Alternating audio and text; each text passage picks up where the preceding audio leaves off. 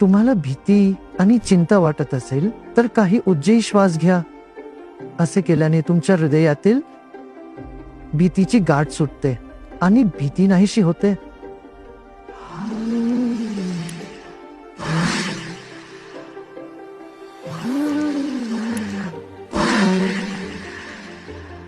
वेगवेगळ्या भावनांचा संबंध आपल्या शरीरातील वेगवेगळ्या ऊर्जा केंद्रांशी असतो.